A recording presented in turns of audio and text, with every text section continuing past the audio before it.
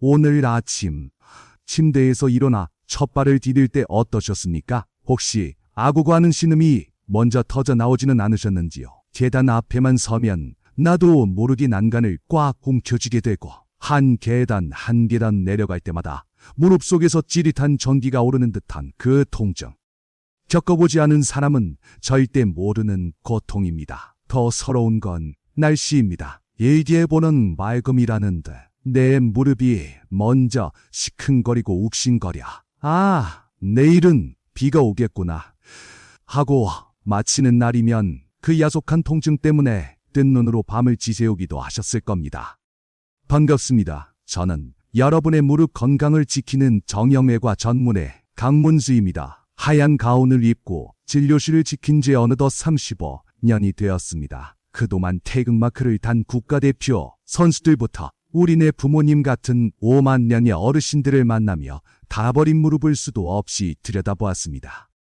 오늘 저는 의사의 명예와 양심을 걸고 병원 문턱이 닳도록 다니시기 전에 댁에서 당장 실천할 수 있는 진짜 무릎 살리는 비법을 전해드리고자 합니다. 이야기는 30년 전으로 거슬러 올라갑니다. 제가 혈기왕성하던 시절 시골의 작은 보건소장으로 근무할 때였죠. 그 마을에는 여든이 훌쩍 넘으신 어르신 한 분이 계셨는데 참 귀한 일이었습니다. 지팡이 하나 없이 그 험하고 가파른 비싼 흙길을 매일같이 오르내리시는 겁니다.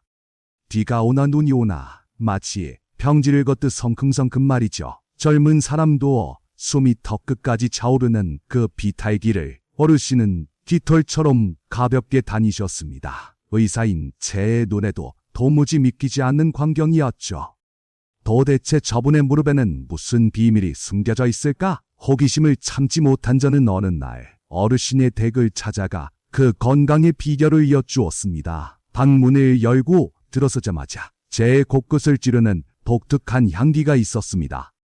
매콤하면서도 알싸하고 또 한편으론 고소한 기름 냄새가 방난을 따뜻하게 채우고 있었죠. 어르신은 웃으시며 매일 아침 직접 만든 이것들로 무릎을 정성스레 찜질하고 계셨습니다. 그게 무엇인지 궁금하시죠? 잠시 후에 그 재료를 낱낱이 공개하겠습니다. 사실 저도 이제 60 중반을 넘기다 보니 세월을 이길 장사는 없더군요. 아침에 눈을 뜨면 관절 마디마디가 녹슨 기계처럼 뻑뻑하고 기름칠이 필요한 그 느낌. 저 역시 뼈저리게 느끼고 있습니다. 의사 가운을 입었다고 해서 노화가 피해가지는 않으니까요. 하지만 여러분, 분명히 약속드립니다. 늙어서 그러려니 나이 먹으면 다 아프려니 하며 동정을 친구처럼 데리고 살지 마십시오. 관리하는 방법만 살짝 바꾸면 여러분의 무릎 수명은 지금보다 10년, 아니 그 이상 젊어질 수 있습니다. 무릎은 주인이 포기하지 않으면 절대 먼저 주저앉지 않습니다. 오늘 제가 들려드리는 이 이야기를 끝까지 들으신다면 당장 내일 아침 침대에서 발을 내려놓는 순간이 달라질 겁니다. 바닥을 딛는 그 첫 발이 놀라울 정도로 가벼워지는 기적. 제가 진료실에서 만난 5만 명의 환자분들께 약속드렸던 그 방법을 지금 바로 시작하겠습니다.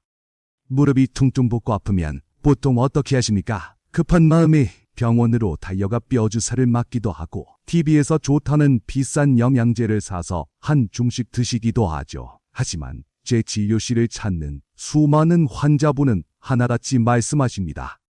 원장님, 좋다는 건 다 해봤는데도 여전히 쑤시고 아파요. 왜 그럴까요? 이유는 간단합니다. 밑 빠진 독에 물 붓기를 하고 계셨기 때문입니다. 아무리 비싼 약을 먹고 주사를 맞아도 무릎 관절 깊숙한 곳에 꽉 들어차 있는 만성염증이라는 찌꺼기를 근본적으로 걷어내지 않으면 통증은 절대 사라지지 않습니다. 제가 35년 동안 판독해온 5만 장의 엑스레이 사진들이 그 증거입니다. 뼈가 닳아서 아픈 거라고요? 반은 맞고 반은 틀립니다. 뼈가 닳아도 안 아픈 분들이 계십니다. 진짜 통증은 뼈 자체가 아니라 그 주변을 감싸고 있는 붉은 염증 덩어리가 신경을 건드리고 갉아먹을 때 찾아오는 것입니다. 이 이야기 쉽게 설명해드리겠습니다. 여러분 댁의 대문을 한번 상상해 보세요. 오래되어서 비를 맞고 녹이 잔뜩 쓴 경첩이 있습니다. 그 뻑뻑한 문을 억지로 열려고 하면 어떻게 되나요? 뒤에 끽 하는 소름 돋는 쇠소리가 나면서 경첩이 깎여 나갑니다. 지금 여러분의 무릎 안에서 벌어지고 있는 일이 바로 그겁니다. 그 녹이 바로 염증입니다. 경첩에 낀 녹을 닦아내지 않고 문만 계속 여다더니 그 사이에 끼인 연골이 버티지 못하고 갈려 나가는 것이죠. 걸을 때마다 무릎에서 뚝뚝 소리가 나거나 모래 가리는 느낌이 드는 것, 바로 그 녹슨 염증 때문입니다. 이럴 때 필요한 건 대문을 통째로 뜯어 고치는 대수술이 아닙니다. 가장 먼저 해야 할 일은 덕지덕지 붙은 녹을 깨끗이 닦아내고 그 사이에 질 좋은 기름을 쳐서 부드럽게 만들어주는 것입니다. 이너리를 쳐주면 삐걱대던 소리가 거짓말처럼 사라지던 말입니다. 솔직하게 고백하겠습니다. 의사로서 듣기 좋은 거짓말을 할 수는 없습니다. 한번 닳아 없어진 연골은 아기 피부처럼 다시 재생되지 않습니다. 연골을 다시 만들어준다는 달콤한 말에 속지 마십시오.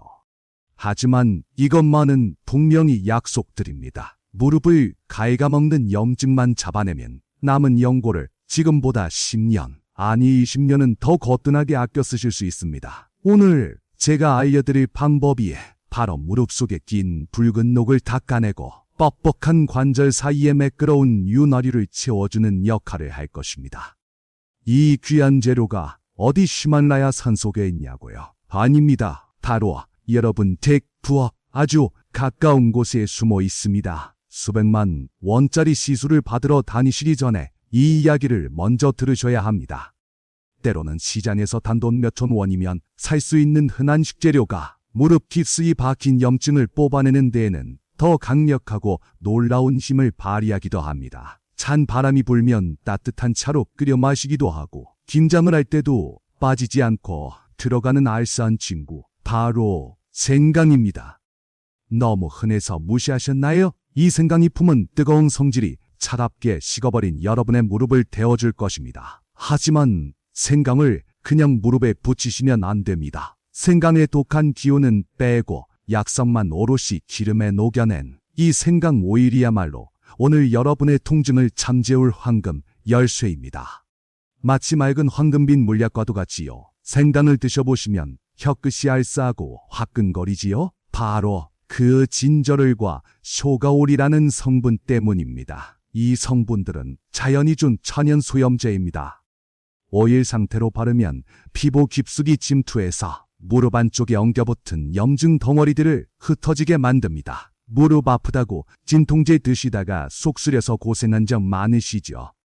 이 생강 오일은 위장을 거치지 않고 아픈 곳으로 바로 들어갑니다. 소화 불량이나 속쓰림 걱정 없이 오직 무릎의 통증만 타격할 수 있는 가장 안전한 방법입니다. 마치 꽉 막힌 퇴근길 도로가 뻥 뚫리는 장면을 상상해 보십시오. 생강의 따뜻한 온열 성분이 닿는 순간 좁아졌던 무릎 주변 혈관들이 확 넓어집니다. 그 길로 혈액이 힘차게 돌면서 굳어있던 관절을 부드럽게 어루만져주는 원리입니다. 돈 걱정도 하지 마십시오. 병원 한 번 다녀오실 택시비 정도면 한 달 동안 무릎을 지켜줄 오일을 만들고도 남습니다. 큰돈 들이지 않고 내 몸을 지키는 것, 이것이야말로 진짜 현명한 노년의 지혜 아니겠습니까? 하지만 여기서부터 집중해 주십시오. 생강을 아무 기름에나 대충 섞어서 바르면 오히려 피부가 뒤집어지거나 금방 상해서 버리게 됩니다. 제가 의사의 깐깐한 눈으로 검증한 안전한 제조법 그대로 따라 하셔야 합니다. 자, 그럼 이제 만들어 볼까요? 먼저 흙이 묻은 싱싱한 생강 2톨, 무게로는 약 100g을 준비해 주세요. 껍질을 벗겨 흐르는 물에 깨끗이 씻은 다음 마른 행주로 물기를 꼼꼼하게 닦아주셔야 합니다. 도마 위에 생강을 올리고 칼로 썰어주시는데 이때 포인트는 최대한 얇게입니다. 사각사각 소리가 나도록 종이장처럼 얇게 쳐매주세요. 그래야 생강의 좋은 성분이 기름에 쭉쭉 배어나오고 나중에 수분을 날리기도 훨씬 쉽습니다. 이제 생강을 품어줄 오일이 필요합니다. 댁에 있는 식용유보다는 고소한 들기름이나 원리부유 200ml를 준비하세요. 특히 들기름에는 오메가3가 풍부해서 염증을 잡는데 더 큰 시너지를 냅니다. 냄비에 준비한 오일과 얇게 썬 생강을 모두 넣고 불을 켜세요. 이때 성격 급하게 센불로 하시면 절대 안 됩니다. 귀한 약성이 다 타버립니다. 아주 약한 불로 냄비에 온기만 전해질 정도로 은근하게 데워주세요. 지금부터가 가장 중요합니다. 귀를 기울여 보세요. 기름이 데워지면 생강에서 자글자글하고 작은 기포 올라오는 소리가 들릴 겁니다. 생강 속에 수분이 빠져나오는 소리인데요. 이 소리가 완전히 멈출 때까지 인내심을 갖고 기다리셔야 합니다.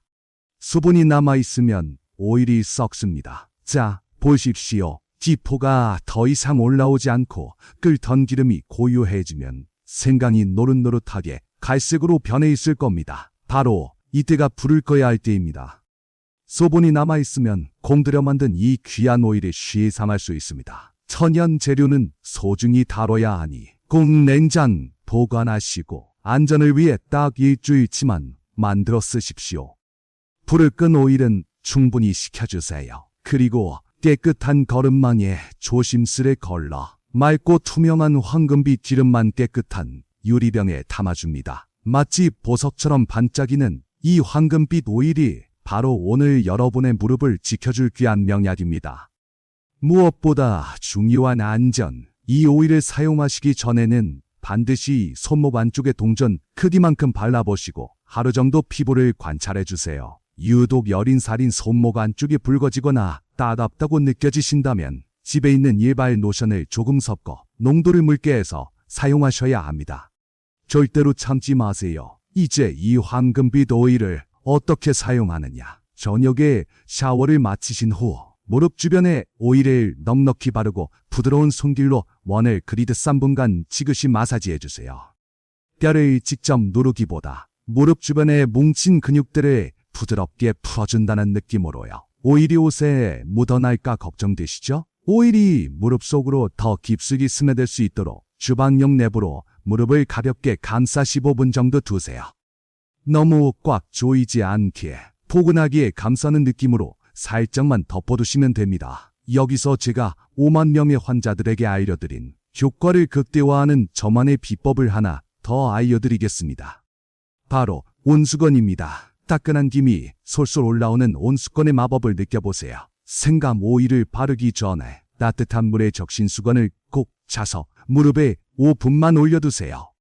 따스한 온기가 피부를 감싸며 닫혀있던 모공이 활짝 열리는 것을 느끼실 겁니다. 이렇게 되면 생강의 약성이 피부 속으로 훨씬 깊고 빠르게 전달되어 염증을 더 효과적으로 잡을 수 있습니다. 따뜻한 수건을 준비하는 것이 조금 번거롭게 느껴지실 수도 있습니다. 하지만 이단 5분의 투자가 여러분의 무릎 통증을 잡는 데 아주 큰 도움을 줄 겁니다. 꼭 따뜻한 찜질 후에 생강 오일을 발라보십시오. 훈훈한 기운이 무릎을 감싸며 통증이 가라앉는 것을 느끼실 겁니다. 이 귀한 치유의 과정은 일주일에 3번 정도 잠들기 전에 하시는 것이 가장 좋습니다. 여러분이 잠든 사이에 우리 몸이 스스로 회복할 때 생강 오일이 그 훌륭한 조력자가 되어줄 것입니다. 잠들기 전 평온함 속에서 무릎이 치유되는 시간을 선물해주세요. 명심하십시오. 하루 이틀 해보고 효과가 없다고 쉽게 포기하지 마세요. 무릎 통증은 끈기와의 싸움입니다. 쌓여가는 시간 속에서 인내심을 갖고 한달만 꾸준히 이 비법을 실천해 보시면 여러분의 무릎이 분명히 답해줄 겁니다. 제 경험이 그것을 증명합니다. 생강 오일 만드는 법 복잡해 보였지만 딱 한 번만 직접 해보시면 라면 끓이는 것보다 쉽다는 걸 아실 겁니다. 내 무릎을 위한 보약이라 생각하고 정성을 들여주세요. 든든한 마음으로 오늘부터 시작하시길 바랍니다. 하지만 제가 엄중하게 경고드립니다. 만약 무릎이 빨갛게 붓고 만지면 뜨끈한 열감이 느껴지면서 통증이 극심한 급성 염증기에는 절대 온찜질이나 생강 오일 마사지를 하시면 안 됩니다. 이때는 차가운 냉찜질을 하시고 지체 없이 병원으로 가셔야 합니다. 또한 피부가 유독 얇거나 생강에 대한 알레르기가 있는 분들이 간혹 계십니다. 생강 오일을 바르자마자 따갑고 가려운 느낌이 드신다면 즉시 사용을 중단하고 흐르는 물로 깨끗이 씻어내십시오. 통증을 억지로 참으시면 안 됩니다. 생강 오일 사용이 어려운 분들을 위해 또 다른 지혜로운 대안을 드립니다. 바로 따뜻한 천일염 찜질입니다. 굵은 천일염을 프라이팬에 따뜻하게 볶아면 주머니에 넣고 무릎에 올려두세요. 소금의 따뜻한 온기와 삼투압 작용이 부기를 빼는데 아주 훌륭한 대안이 되어줄 겁니다. 그리고 아무리 좋은 생강 오일을 바르고 아무리 좋은 찜질을 해도 이것을 고치지 않으면 모든 노력이 도로아미타불이 됩니다. 바로 바닥에 쪼그려 앉거나 양반다리를 하는 습관입니다. 이는 소중한 무릎 연골을 지시리는 자의 행위와 다를 바 없습니다. 지금도 무릎이 고통으로 짓눌리는 소리가 들리는 듯합니다. 제발 부탁드립니다. 무릎은 한번 나빠지면 돌이키기 어렵습니다. 지금부터라도 식당에 가시면 꼭 편안한 의자에 앉으시고 집에서도 바닥에 앉는 대신 소파나 식탁 의자를 생활화해 주세요. 생활 습관을 바꾸는 것이 바로 치유의 절반입니다. 이 작은 실천이 여러분의 무릎 수명을 10년, 아니 20년 더 늘려줄 겁니다. 이렇게 제가 알려드린 대로 한 달만 꾸준히 관리해 보시면 아침에 침대에서 발을 내디딜 때마다 들리던 삐걱거리던 무릎의 소음이 줄어들고 찌릿하던 통증이 한결 가라앉은 것을 분명 느끼실 겁니다. 그 순간 지긋지긋한 통증에서 벗어난 해방감은 그 무엇과도 바꿀 수 없는 선물처럼 느껴지실 겁니다. 봄에는 활짝 핀 꽃 구경도 마음껏 가시고 사랑하는 손주들의 잡고 따뜻한 손을 잡고 동네 공원을 웃으면서 산책하는 그런 평범하지만 행복한 일상을 다시 누리셔야 하지 않겠습니까? 저는 여러분의 그런 건강한 모습을 정말 보고 싶습니다. 저는 지난 35년간 진료실에서 만난 5만 명이 넘는 환자분들께 늘 진심을 담아 말씀드립니다. 무릎은 주인이 아껴주는 만큼만 오래 버텨줍니다. 늦었다고 생각하는 바로 지금 이 순간이 무릎 건강을 위한 가장 빠르고 중요한 때입니다. 지금 당장 이 영상을 보시고 냉장고 문을 열어 생각이 있는지 확인해 보세요. 오늘 밤부터 당장 시작하는 그 작은 실천이 여러분의 남은 노년을 통증 없이 건강하고 활기찬 삶으로 바꿀 수 있는 기적의 첫걸음이 될 겁니다. 여러분의 두 다리가 다시 튼튼하게 세상을 누비고 희망찬 미래를 향해 힘차게 나아가는 그날까지 의사 강문수가 항상 따뜻한 마음으로 여러분을 응원하겠습니다. 오늘 제 이야기를 경청해 주셔서 진심으로 감사합니다.